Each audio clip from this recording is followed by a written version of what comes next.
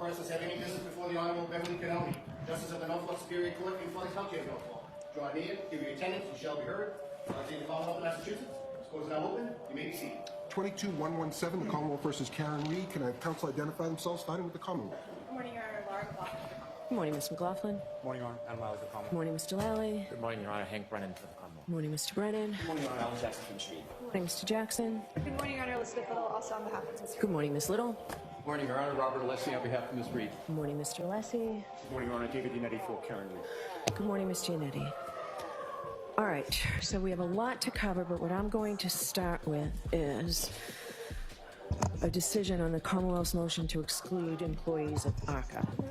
So, I think I told counsel before that I had reviewed, so first we had full hearing from counsel. I heard from the lawyers, I heard from Mr. Alessi on behalf of the lawyers. I've read the transcripts, I've listened to the sidebar conference and read that transcript, and I've certainly read the pleadings. So based on all the evidence, I conclude that there has not been the candor required of all lawyers has not been demonstrated here. I find that there have been repeated misrepresentations made to the court by defense counsel, and I conclude that they were deliberate concerning the relationship with the ARCA witnesses. They were made at sidebar, in open court, and in pleadings. And I think the record is pretty clear, and I find that on July 25th, 2024, payment was made to the ARCA witnesses. Yet, on February 26, 2025, in a pleading written by Ms. Little, signed by all three defense counsel, says the Commonwealth's motion to exclude these exculpatory expert witnesses, ARCA witnesses, who were not hired or paid for by the defense, is not made in good faith and is a desperate and transparent attempt to keep exculpatory testimony of neutral expert witnesses from reaching the jury in this case. The next page. Ironically, the Commonwealth accuses the defendant of failing to comply with her discovery obligations while conceding that the information is not in her care, custody, or control.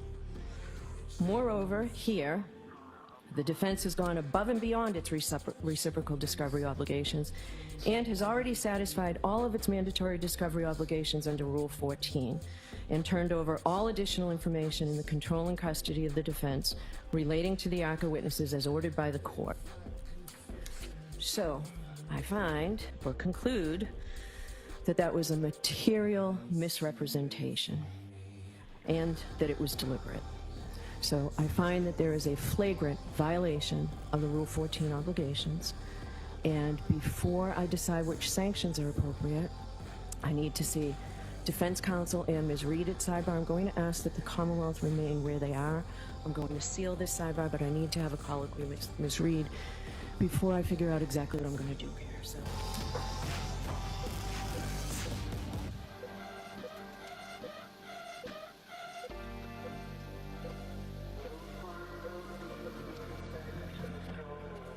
All right. So, there's no greater constitutional right than the defendant's right to a fair trial, including a fair and impartial jury, the right to present a defense and confront witnesses, and the right to counsel, which includes counsel of her choice. So, I've just had a thorough colloquy with Ms. Reed. I believe it was extensive and thorough, and she has expressed to me a strong desire to continue with her lawyers. Ms. Giannetti, is Mr. Jackson lead counsel? I just want to make the record clear. Mr. Jackson, are you lead counsel? We don't define our roles in such a matter, Your Honor. Okay, so because Mr. Giannetti is not pro hac vice counsel, and Mr. Giannetti can try this case if need be by himself. All right. But Ms. Reed does have a strong desire to keep all of her lawyers, notwithstanding the Rule 14 violation and the apparent lack of candor, the findings and rulings I've made. So, based on that, I am not going to revoke pro hac vice licenses. I don't expect to have to address this again. Candor with the court is essential. It's the bedrock obligation of all lawyers who appear in this court and all courts in Massachusetts. A lawyer is only as good as his or her word, and I need to be able to take counsel at their word. So, I'm not going to tolerate false statements, any stretching of the truth, no misleading distortions. There's no place for that in the courtroom. And Mr. Jackson, you stated this very eloquently in your closing argument last time. So, Commonwealth, I am denying your motion to exclude the ARCA witnesses. Those witnesses can testify as long as counsel complies with their reciprocal discovery obligations. I will allow a full cross-examination, Mr. Brennan, and I will review any proposed curative instructions, limiting instructions, or final jury instructions. So that's my ruling on that. So we'll move on to Mr. Lessie. You didn't have a chance last time on the motion to exclude the testimony of Dr. Wolf. So I'll hear you on that. Thank you, Your Honor.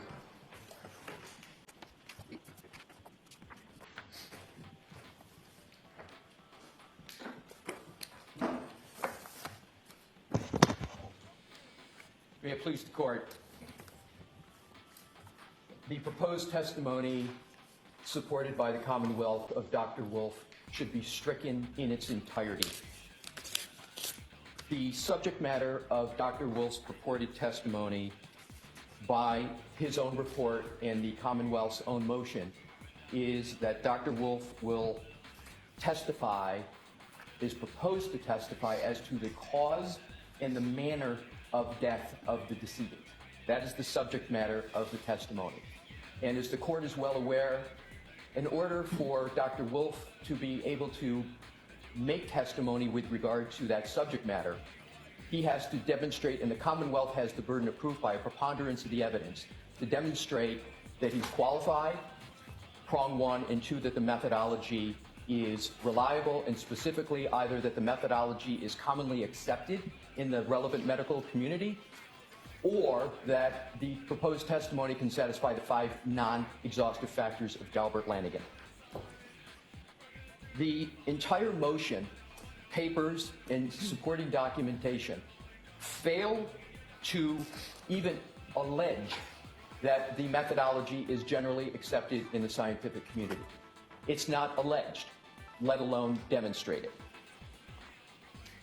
In terms of his qualifications, it is essentially Hornbook law that to testify about the manner of death, as opposed to causation, this cause of death, you need to be a medical examiner, a forensic pathologist, or both. Conceitedly, Dr. Wolf is not a forensic pathologist and he's not a medical examiner. So I'm going to just put aside for the moment the cause of death. I want to speak specific because he's got to be able to show both, because he's opining about both. So there is no demonstration in the record that is before Your Honor as to how Dr. Wolf is qualified to talk about the manner of death. Dr. Wolf invokes a terminology called mechanism of injury. That's the closest he comes to talking about manner of death. And specifically in his report, which is Exhibit A to our motion, the entirety of his opinion is in that exhibit, NDA 02801. It is a mere 15 lines, 1 paragraph. And the applicable aspects of that paragraph is he says the following: based on the findings of his autopsy, his being the decedent's, it is clear that the mechanism of injury was a fall backwards, resulting in not only the basilar or skull fracture, but also a subarachnoid hemorrhage and contusions consistent with a coupe contra coupe mechanism. Mechanism of injury is not at all probative or even relative to cause of death. We're not talking about an injury here. We're talking about the manner of death. So we would request, Your Honor, and urge the court to exclude Dr. Wolf from testifying in matters beyond his kin, and in the alternative, we would request an evidentiary hearing, because we and the defendant has a constitutional right to cross-examination. And this is the same with Mr. Gilman, it's the same with other experts, where there is no statement of the methodology, as here, there's none, and there's no tethering to a study. And how is it that one can cross-examine a witness that doesn't even begin to approach the 2 prongs of the Daubert inquiry. All right, thank you. Mr. Brennan?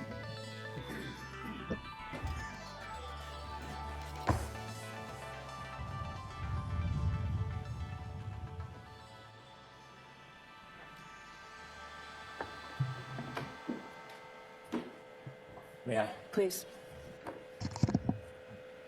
Attorney Lessie mistakenly misstates Dr. Wolf's credentials. Dr. Wolf is not a neurologist, he's a neurosurgeon. He's not simply a neurosurgeon, and it's not that he's a renowned neurosurgeon, but he has over 35 years of experience as a neurosurgeon. In addition to his opinion, you can see that Dr. Wolf has an extraordinary history of experience as a neurosurgeon. His CV is attached.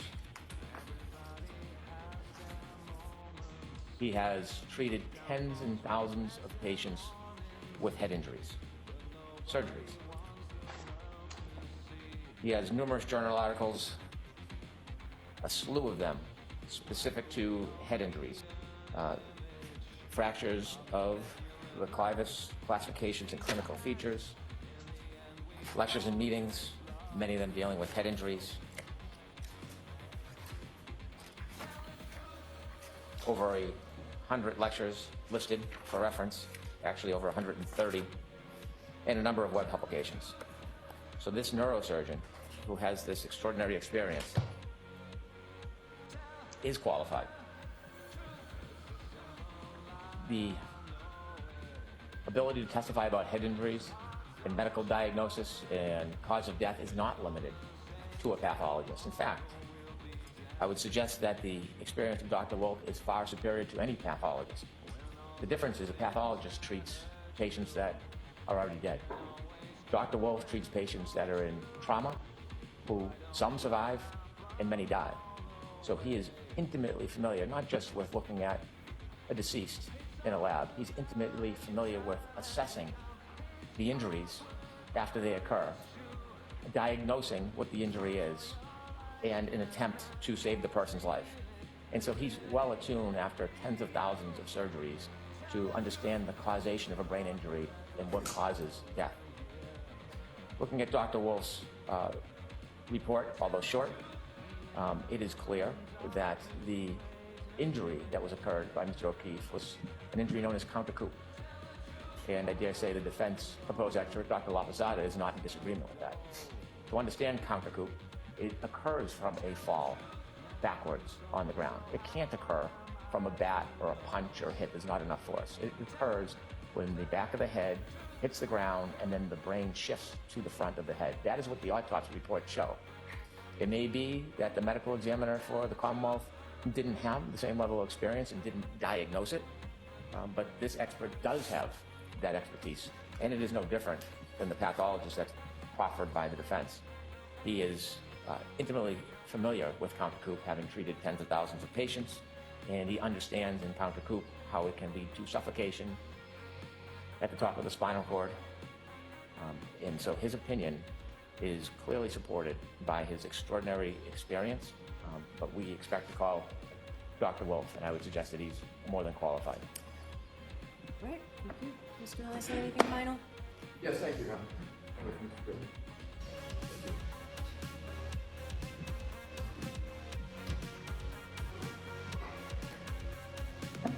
Your Honor, I'm going to note what Attorney Breenan did not state. He did not address at all how the methodology, to the extent it's discernible of Dr. Wolf, is commonly accepted or it satisfies any of the Daubert factors. And that is the fatal aspect of Dr. Wolf's opinion. It's not stated. You have to have either common acceptance or satisfaction of the 5 non-exhaustive Daubert factors. It wasn't addressed, and I think it's reasonable to conclude that it wasn't addressed because it doesn't exist. That alone dooms Dr. Wolf's opinions. I will stipulate, for purposes of this argument only, the cause of death prong. Let's assume, just for purposes, just to focus on manner of death, let's assume hypothetically that Dr. Wolf is qualified to testify about cause of death. Mr. Breenan did not address at all his qualifications to discuss and opine on manner of death. And that is the distinction I emphasize, Your Honor. Manner of death, he has not stated one qualification on manner of death. Attorney Breenan cited that in his CV there's a reference to an internship in pathology. I looked, I didn't see it, but let's assume that it exists. Let's assume he has an internship in pathology. That does not qualify him to engage in manner of death 40 years later without any experience from that internship all the way until 2025. My last point is this with regard to Dr. Wolf's qualifications and what his practice has been. And Attorney Breenan concedes it by his own words. He said cause of injury. And again, for purposes of this argument only, I will concede cause of injury. But manner of death was not addressed by Attorney Breenan. It's not addressed in any of the qualifications of Dr. Wolf, and it's not addressed in terms of the one paragraph that we have.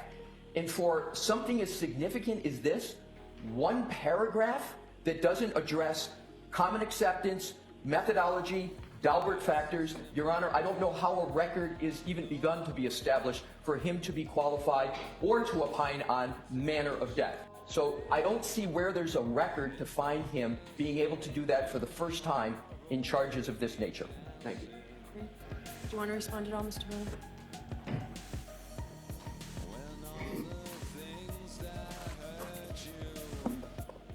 At some point, arguments become semantical and theoretical, but not practical. This doctor has treated thousands and thousands of patients, many, unfortunately, which have died. And as a neurosurgeon, engaging in the operations and the study of the brain and the patients, it is obvious that the neurosurgeon would understand and appreciate why his patients are dying, because that is part of the study of trying to save them. So for him to reduce on a piece of paper that the manner of death is based on my thousands and thousands of patients and my years and decades of experience, seeing firsthand many of these patients I cared for or tried to help died, and this is why. Technically, he could do that if that satisfied Mr. Releasy, but that is so unnecessary because it's obvious. Thank you. Okay. Thank you. All right, so we have a series of motions in limine.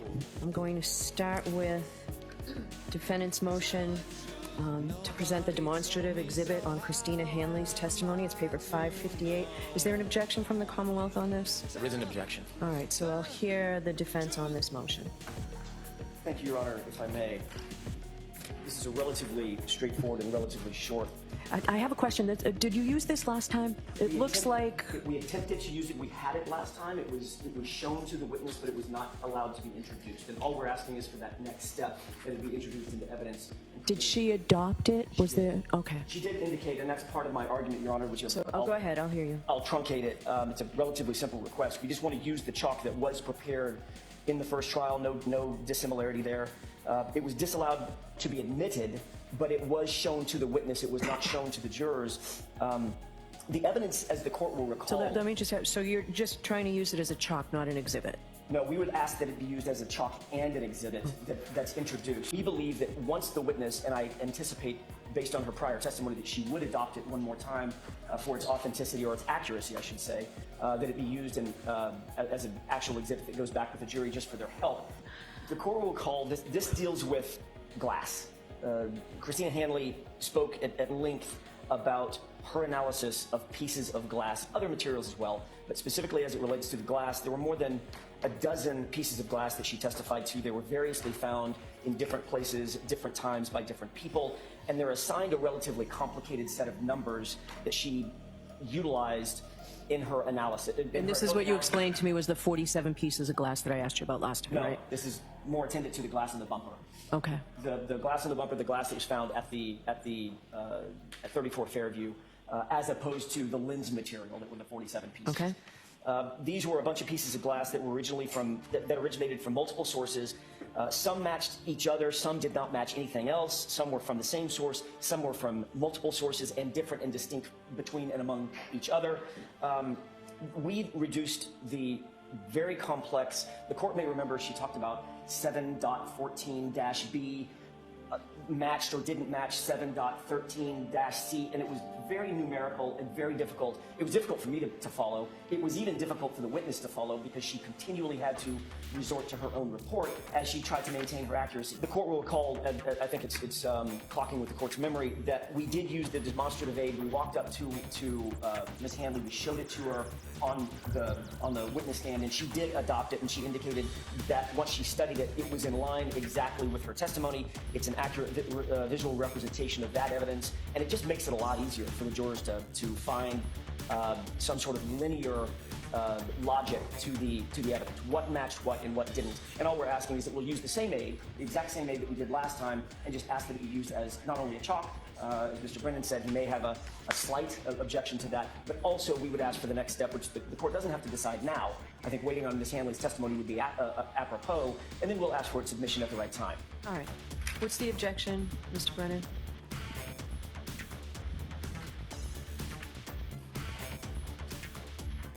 This witness has a report, and a report is not admissible and can't be shown to the jury.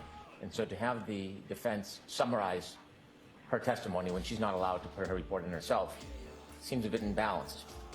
There are references on this potential chalk that lists troopers' names. Those names shouldn't be on there. But also, it doesn't give the full picture of the actual testimony. The issue regarding glass, I expect, is going to be a issue in the next case, and I say that because we learned last night for the first time on a public hearing of an episode that the defendant suggests that Mr. O'Keefe took her vodka soda glass out of her car. Now that is the first time we've had any statements from Ms. Reed suggesting that, and also there was another statement regarding a claim that Ms. Reed pulled glass from John O'Keefe's face. Never heard that before. So we have this evolving or new testimony, or statement rather, statements about glass. And so I think first, I'd like to consider this new information that we just learned last night. And secondly, I am reluctant to agree to a simple summary of part of the witness's testimony that has not only labels on it, but does not, from my perspective, clarify anything. I'm not opposed to chalks. I think chalks are helpful for both sides. And I think the liberal use of chalks is helpful. But I don't have confidence this chalk actually summarizes the witness's testimony. I'm open to discussing chalks with the defense and perhaps learning why they think this is helpful and important, but looking at this chalk, it does not look clear to me. And I do think that the evolving nature of glass in this case is going to be an issue. And since I've just learned this information, I want to give it some thought. Mr. Breenan indicates that the chalk was not helpful to him. With all due respect to Mr. Breenan, it's not really his understanding of the chalk that is going to sort of seize the day. It's Ms. Hanley. So I do think that if the court would keep an open mind, Sure, if Ms. Hanley testifies, then that would be the appropriate sign. So I'll take no action on this, and maybe it's something we can address the day before she testifies or something as it gets closer. Sure. But the two of you should talk. Sure. I'm open to working with them if there's something they want to explain. All right, great, thank you. All right, so no. But the most important thing in this case, Your Honor, is that there be a view of both the vehicle and 34 Fairview Road. All right, so the Commonwealth's not objecting to a view of the vehicle and 34 Fairview, correct? I'm not, but I do not think the vehicle should be at 34 Fairview. Okay, what are you proposing for that? We could make arrangements and make suggestions, but it's not going to replicate the circumstances of that evening. And so it creates an image that is inaccurate. So I do not think that the vehicle should be sitting in front of that home in totally different lighting conditions, timing conditions. And I think it can be misleading. All right, I need some suggestions. Why don't we table this for a bit, even if we do this one tomorrow?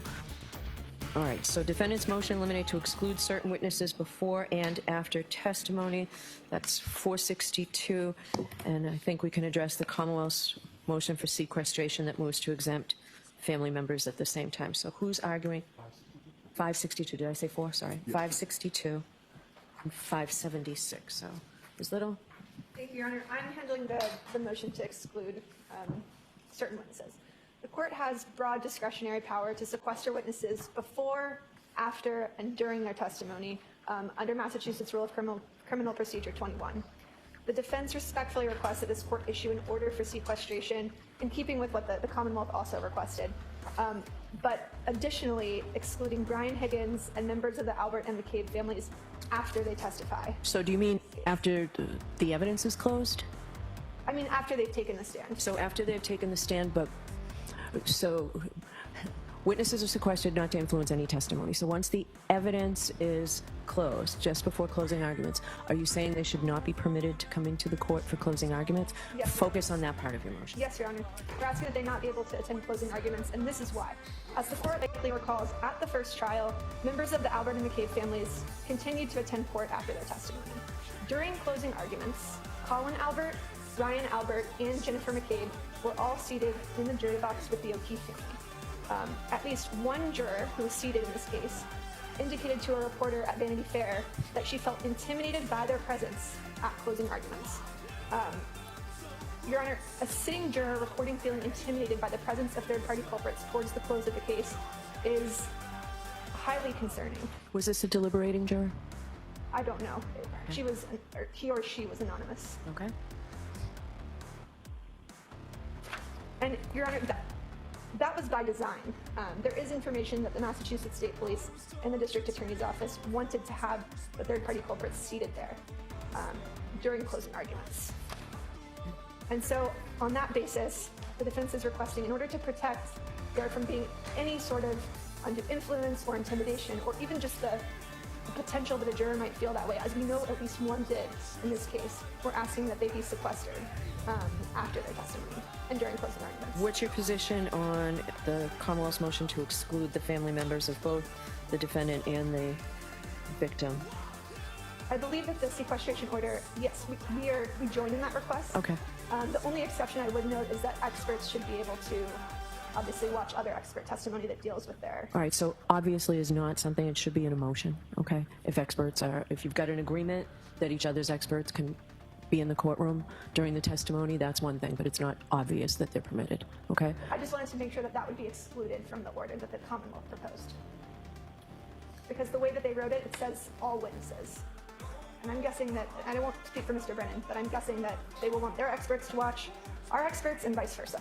All right, so you all need to talk, all right? And if there's a disagreement, you need to put it in writing. Generally, experts are permitted, but it's not a given, okay? All right, Mr. Breenan, do you want to weigh in on people being able to... I'm concerned about after the evidence is closed. I think it's unfortunate that not only a time-honored tradition, but an entitlement for a witness after the evidence is closed to come into the closing and watch the closing. The defense tries to take an opportunity to provide an unsolicited bashing on their targets. They name Higgins, Albert. They invoke those names. They characterize third-party culprit. And they suggest that some anonymous person was uncomfortable. It seems as though the presentation has a deliberate point to promote a cause, but it doesn't have any sense of balance or fairness whatsoever.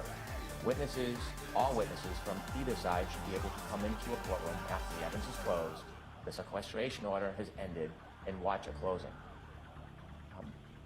Grace can be offered in these circumstances sometimes, and that's what I've tried to do in my motion. Ms. Reed has 3 potential family members who are potential witnesses for the government, and certainly I would have a right to try to ask the court or insist that they should be sequestered, but I've specifically asked that they not be sequestered. I think that an accused has a strong need to have family support in the courtroom. It's not in the benefit of the government or the Commonwealth, but it's fair, it's just, it's graceful, and I think that Ms. Reed's family should sit through the court testimony, even if they're called as witnesses, as should Mr. O'Keefe's immediate family. The idea that witnesses should not come in after a evidence rests and during the closing, not only does it seem quite unfair, it doesn't seem to have any basis in law, in justness, in courtesy. And so I ask you to deny the idea that these targets of the defense should not be able to attend the closing. But I do ask you to endorse my motion that would allow family members to have the benefit to sit through the court proceedings, even if they may or even if they do become witnesses. Okay. So 566, defendant's motion for panel voir dire. Who's arguing that? Your Honor. Okay, so all I need you to really focus on, of course, I'll give attorney conducted voir dire, but why don't you focus on panel voir dire? The request is pretty straightforward. We would maintain a categorical list of topics that is in line with the statute, previous experiences with the criminal legal system, characteristics of the case, including media attention, things of that nature, biases in favor of law enforcement or vice versa, personal beliefs about driving under the influence. We think that's attendant to this particular case in particular, involvement in any relationships involving domestic violence, involvement in motor vehicle crashes, those categorical issues, whether they've ever been victims of violent crime, and their general ability to be fair and impartial in light of Ms. Reed's constitutional rights to... Okay, well, we covered all of that last time as well, right? And that's exactly right. So we're not asking to change the categorical subject matter. We just believe that a panel voir dire conducted, at least in part, with limitations, obviously, time limitations and subject matter limitations by the attorneys, would be of great assistance to both counsel, both the Commonwealth and the defense, in determining jurors' ability to sit through an extensive trial, a complex trial, and something that's going to be obviously hotly contested. The chemistry between and among jurors is more borne out if there is at least a modicum of panel discussion between and among the jurors and counsel who will be handling the case on behalf of Ms. Reed and on behalf of the Commonwealth. We don't think that there's any prejudice to either side, certainly not to the Commonwealth, certainly not to us. I think all of us would benefit, including the court, would benefit from being able to impanel a fairer and more comprehensive jury. Okay, what's the Commonwealth's position?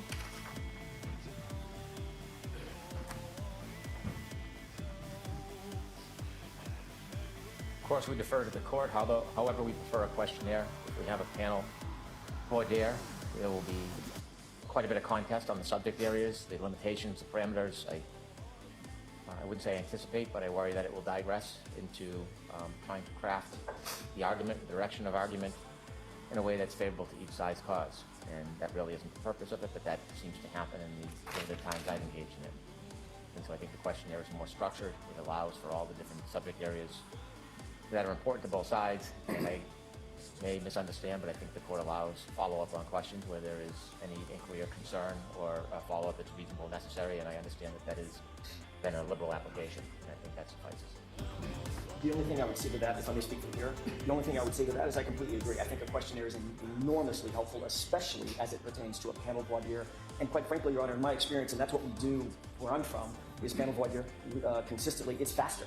It's actually much more efficient to do a panel voir dire than it is to do an individual voir dire. That's all I'll say about it. So I'm a huge proponent of panel voir dire in the right case. My biggest concern here, frankly, if we didn't have the inordinate amount of publicity on this case so close to trial.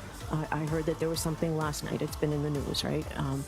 And it's continuing. It's because of that, I'm afraid it's just going to blow up the panels. So, and I have a lot of discretion here. I'm not going to allow panel voir dire. I will allow a robust, as I did last time, voir dire at sidebar. We're also on for final trial conference today and tomorrow, so I need a list of witnesses from the defense. I need you to fill out a report so that we know exactly what is still left that we have to deal with. And jury voir dire is a very important part of this. So I expect, as last time, to be able to use a questionnaire, but I want you to agree to it, and if you can't, I need that. You know, I need that by the end of today if you're not going to agree to it. Have you proposed a questionnaire? Have both sides talked about a questionnaire recently? We haven't, but we do have the advantage. Both sides has the advantage of the one from last year. There may be some adjustments, but I think we have a backbone to start with. So let's do that. What Mr. Brennan's new to the case, what I need in a questionnaire is it has to be one page, both sides. No more than one page. At the end of our hearing tomorrow, I would like to talk about the particulars of it.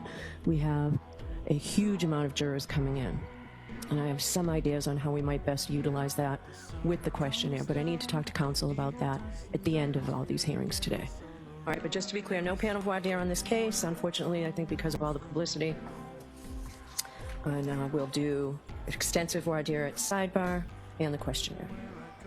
So 566 then is denied because it's requesting panel voir dire.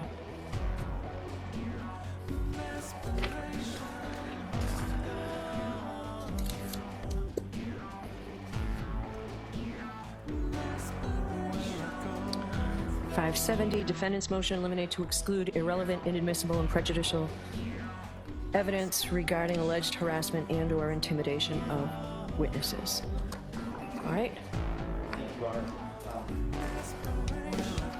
The first trial, I'll note, was riddled with what we believe to be inadmissible and highly, highly prejudicial testimony from a bunch of witnesses who took the opportunity to describe harassment and distress that they felt from third parties, both on social media and otherwise.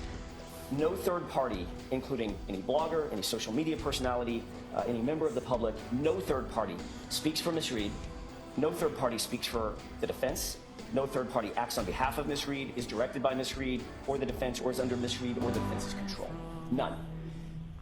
There were very obviously vile acts that were described during the course of the first trial in these witnesses' testimony. To the extent that they did occur, they are obviously in no way condoned by the defense, by Ms. Reed, or anybody connected with the defense in this case. And they're in no way connected to Ms. Reed or the defense. And notwithstanding that, the witnesses strongly suggested that Ms. Reed and the defense itself were somehow responsible for these alleged and very reprehensible things that they were describing. In one notable instance, Jennifer McCabe recounted being harassed by a blogger. She didn't name the blogger, but she said, quote, "The defense is very familiar with this person," end quote. That was her trial testimony, and she looked right at the jurors when she said it. The very obvious overture was, "You know who this is, Mr. Jackson. I was the one cross-examining her, and you're responsible for it." In some way, shape, form, or fashion. She outright suggested to the jury that Ms. Reed and the defense were responsible for the acts that she went on to describe in great detail, in which we agree, if they occurred, are vile, reprehensible, unacceptable. There are clearly, as we all know now, there are clearly people out there who are very deeply concerned about what they consider, the others, consider an unjust prosecution of an innocent person for a crime that she did not commit. There is an enormous amount of emotion injected throughout the community, this community and beyond, and we don't control that. And if people have suffered as a result of that, Ms. Reed, very specifically, should not be the one to have to bear that burden, and she did in the first trial. Those individuals out there who are emotional about the case, who are a proponent of one side or the other, they speak for themselves, they act for themselves, they act on their own accord. They certainly don't act at the direction of the defense or of Ms. Reed. And to allow these sort of what ultimately can only be described as salacious anecdotes into evidence, coupled with the sobbing and the crying and the breaking down on the witness stand, which also happened, it serves to visit an extreme and an extraordinary prejudice against Ms. Reed, very, very specifically and very targeted like a laser on her. And it's for conduct that's completely out of her control and completely unassociated with her. What may be most galling about the Commonwealth's presentation of this evidence in the first trial of witness intimidation was that they were in possession. They actually knew. Mr. Lally, Ms. McLaughlin, they knew at the time the information was presented and propounded in front of the jury that a grand jury had been impaneled to hear evidence on whether or not Ms. Reed was in any way liable for witness intimidation, witness harassment, or anything associated with that. So the grand jury has a particular standard, right? Not any way, right? Probable cause standard, right? Okay. But notwithstanding that standard, the question was she in any way liable for that harassment and intimidation? And that standard is extremely low. We all know the ham sandwich anecdote. And even the grand jury said, no, there is absolutely nothing to see here. There is no evidence that she was responsible for intimidation or harassment such that they determined that there was a no bill. And what is bothersome is that the Commonwealth was aware of that and didn't disclose it. We didn't find out about that until in October. I think it was an October notice of discovery. And they knew this, and they didn't provide what I believe, and I think what the court would have ruled, would be exculpatory information to us to cross-examine these witnesses who say, hey, look, I've suffered at the hands of the community of these bloggers. So my memory is I kept it out, and then I have a very clear memory of you opening the door with Jennifer McCabe, and it came in through there.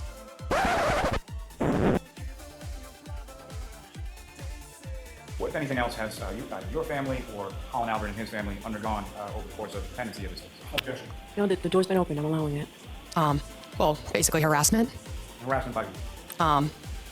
Bloggers, people online. And what, if anything, in relation to Colin Albert being in the house has occurred as far as the harassment is concerned? Can you rephrase? With reference to what you were talking about as far as the relevancy of Colin Albert being in the house at that time, what, if any, harassment was there in relation to that and in relation to Colin? Well, No, go ahead, you can answer. Colin wasn't at the house, so he's being harassed for. He was not at the house when John was there, so I drove him home. So people are harassing him, saying he was at the house when it's not true.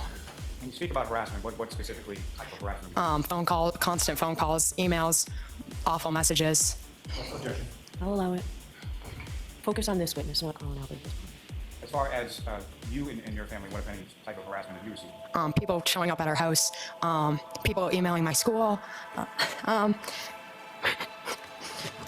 just like a lot of harassment. Can I have a moment, please? Sure.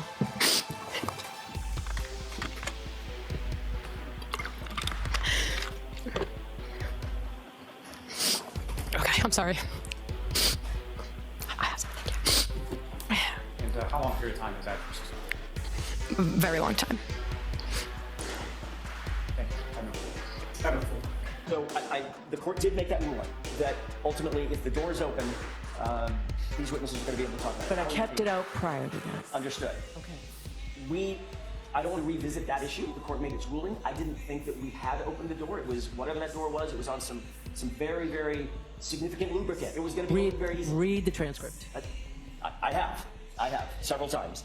In any event, I believe that the court should make the exact same order this time and have a more defined, we should have a more defined understanding of what would reasonably open that door. I didn't think that I came anywhere close to it. The court disagreed and the information came in. But it's so prejudicial. It was so extremely prejudicial as to this read that I think we need to revisit that issue and get a more clarifying order about exactly what would be required to open that door. And then we can reasonably, as the defense, we can reasonably sidestep that as best we can.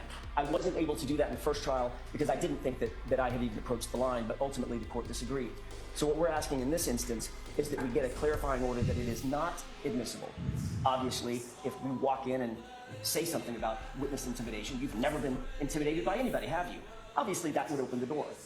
That's not what would happen. That's not what happened last time. What happened last time was Jennifer McCabe basically decided that she wanted to talk about that issue and sort of walked through it, at least in my view, having reviewed the transcript. In any event, I think the court understands what our concern is with regard to this subject matter. We don't want a free-for-all of people, one person after another walking into court and basically lambasting the defense, for all intents and purposes, about things that are completely out of our control. Even if there is some suffering by the public or by bloggers or by whomever that these witnesses have had to undergo, that is not at the hands of the defense, and we shouldn't have to, Ms. Reed very specifically, should not have to suffer through that testimony when it looks very, very clear that at least the Commonwealth wants the jurors to believe this is all at the hands of Ms. Reed, that she's been the one engaging in this, or the defense has, which is just not true. So we would ask for a clarifying order on that issue very specifically. Mr. Breenan.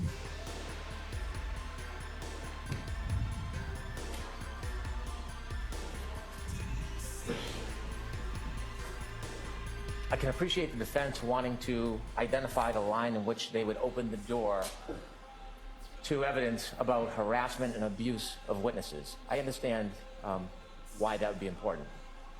But to convert that into a speech that absolutely defies reality and grossly misstates the history and facts of this case is beyond me. It wasn't just last night when Attorney Jackson and his colleagues appeared on a documentary where Ms. Reed talked about speaking frequently to Mr. Carney, sharing anything public with him. And you would have to choose to be oblivious to think that that information that is shared was then not generated to intimidate and harass witnesses for 2 years. In fact, Mr. Carney has over a dozen indictments for just that. You've had an opportunity to hear the conversations recorded with Gretchen Voss. You've heard about the tactics used by the defense in the dissemination, not just of public information. So to try to make a public record that is so grossly, not only inept, but fraudulent, I don't understand the purpose of that when the simple question is, what is the threshold of opening a door? We have a motion later this afternoon in another courtroom on this very issue. And I'm not going to go through an entire resuscitation of the evidence or information that I have, because that inevitably would be unfair. But it is unfair to stand up here at this podium and suggest for a second that Ms. McCabe is using a witness box as some type of forum. She didn't drag herself into this case. She was dragged into it. And to suggest they can stand here and bash witnesses in the text of their argument, unsolicited attacks, because it pleases them and fits their narrative, is something I can't just sit by and listen to. The Commonwealth, the prosecutors weren't outside patting their bloggers on the butt for a job well done after witnesses harassed at the family events. That didn't happen. And so if the issue is, what is the threshold when Mr. Jackson opened the door? Well, you can read the transcript, it's very obvious. Open-ended questions, personal attacks, baseless accusations. That opens the door. And it will open the door again, I suspect. And we'll be prepared. I think the issue is really a trial issue, and an attorney having control of their questions so they don't open the door. That really is the issue. So do you agree it doesn't come in the Commonwealth's case in chief with these witnesses? I don't think it ever should have come in the case in chief, and I don't think it would have until I saw the very clear questions that opened that door. I have no intention of raising a collateral issue or trying to present prior bad acts that I haven't sought admissibility for. All right, go ahead, Mr. Jackson. I just wonder if where this ire and these invectives from Mr. Breenan come from. He said that I stood up here just a second ago and attacked witnesses and bashed witnesses and made fraudulent statements. Was he listening? I didn't bash a witness. I didn't attack a witness. I didn't make any fraudulent statements. The Commonwealth made their best effort to tether Ms. Reed to Aiden Kearney. And they did it through a grand jury. And those members of the grand jury said, no, it's not true. It didn't happen. That's what they said at the lowest burden known in criminal justice. So Mr. Breenan can stand up all he wants and say, I saw a TV show and I saw this and I heard an interview, and clearly there's been communication between Ms. Reed and Mr. Kearney. So sure, there may have been communication. That's very different from directing witness intimidation, directing witness harassment for the purposes of undermining a prosecution. That's what they've accused her of, and they failed. And then they kept that from us when they failed and allowed this sort of fabrication of the witness. And I'm not saying that the intimidation that was described on the witness stand was fabricated. That's not at all what I'm saying. Maybe it was true. Maybe it all happened. What was fabricated is that it was connected to Ms. Reed or connected to us. So nobody's up here, Your Honor, and I take issue with Mr. Brennan's tone and tenor. We can all be professional. We can all advocate very zealously and robustly. But let's keep it professional. I didn't stand up here and attack a witness. Or what did he say? Bash witnesses? Use this as an opportunity to bash people?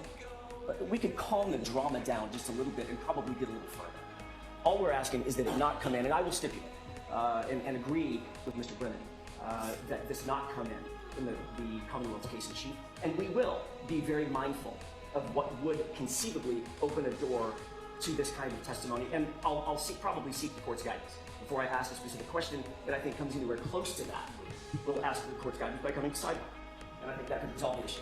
Okay, thank you. I'm gonna look at this a little more closely.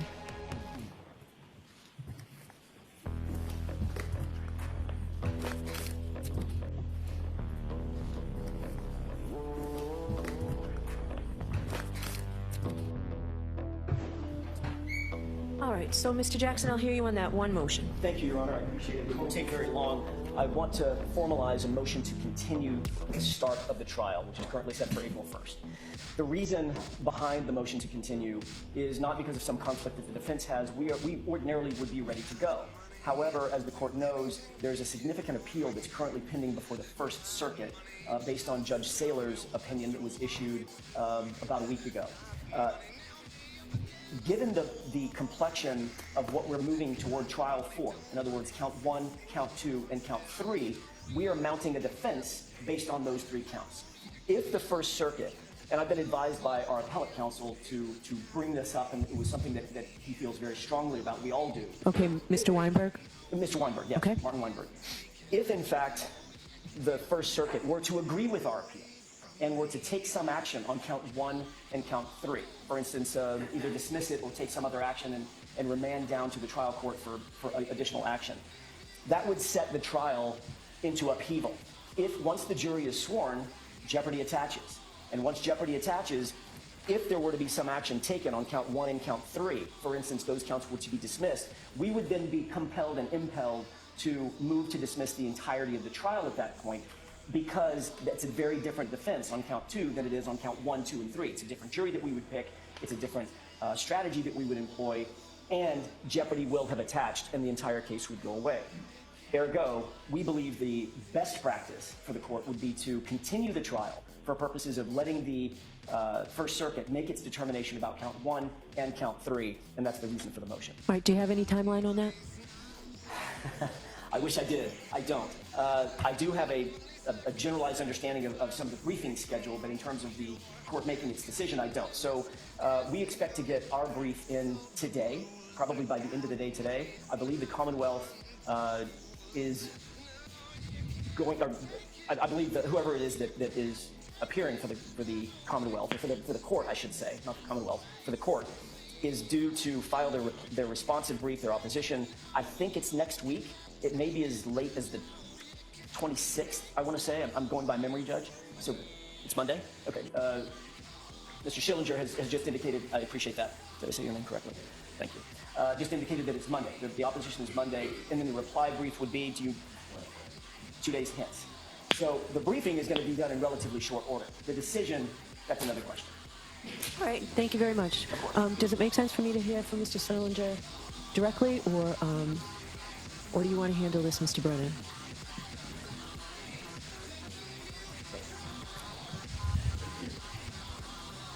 Good afternoon. So we do need you to say your name. Yeah, good morning, Your Honor. Caleb Schillinger. All right, Mr. Schillinger, I have no idea how this works, so why don't you tell us? Sure. So as Attorney Jackson mentioned, Your Honor, Judge Saylor issued his decision denying petition for habeas relief last Thursday. The defendant is pursuing a further appeal to the First Circuit. The parties have agreed to an expedited briefing schedule in front of the First Circuit. The defendant filed her brief earlier today in the First Circuit. The respondent's brief is due Monday, the 24th, and then the defendant's reply brief is due Wednesday, the 26th. As Attorney Jackson mentioned, parties are able to control that much in terms of coming up with an expedited briefing schedule. How long it would then take for the appeal to be decided after that is unknown. And the parties don't have the ability, obviously, to dictate that. I think more broadly, Your Honor, in terms of the arguments here, certainly if it were possible to have all of this resolved before moving forward with the which charges are going to go forward and which not. At the same time, Commonwealth is obviously strongly opposed to moving the trial. And so, while perhaps unfair to Your Honor, if there is some intermediate ground or additional information that Your Honor would be able to provide, I think that that would be helpful. We could further discuss this issue and come back tomorrow. I would note the motion for a stay that they are going to file, they have indicated, or Attorney Weinberg has indicated to me through email, will be filed with Judge Saylor, not with the First Circuit. So there's no deadline that that motion be filed today, tomorrow, or even Thursday. So this is not a decision that needs to be made immediately, Your Honor. Okay. And frankly, the Commonwealth would benefit from additional time to be able to discuss with the victim's family members, and to the extent perhaps the court is able to indicate whether some amount of time is feasible given the jurors' schedules that are coming in, Your Honor's schedule. That would be helpful information to inform this as well.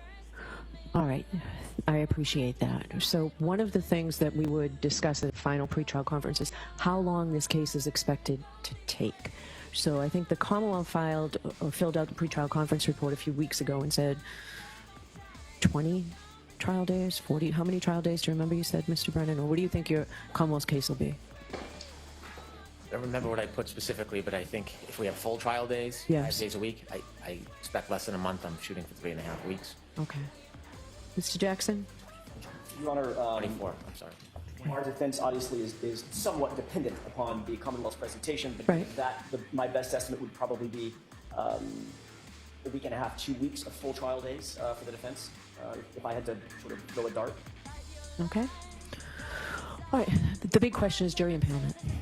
Again, I alluded to all the recent publicity that I think is going to be very problematic in getting a jury. So I'll let both sides talk. That makes sense to me. Months and months ago, we got the jury commissioner's office on this to get us the amount of jurors we need starting April 1st. That process will take additional months in order to, if we change the date. So that's very problematic. So I'll hear you all tomorrow on this thing. May we address the court at sidebar on one issue before you leave the bench?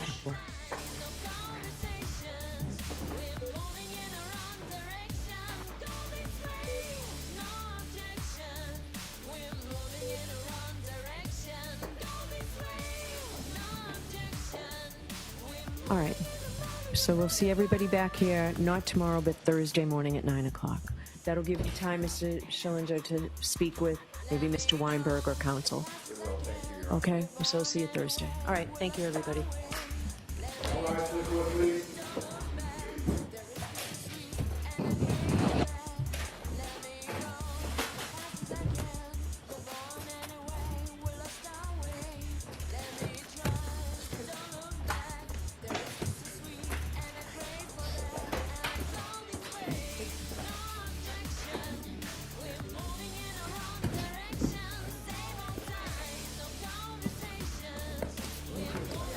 Goodbye.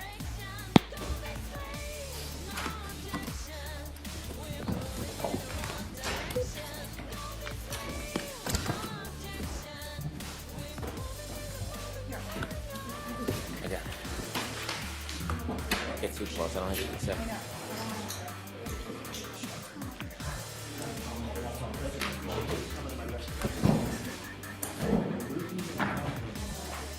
I will, I know. I know. Can't get better. I know that's a terrible fate. I probably shouldn't go in the office. I'll probably work out of the hotel.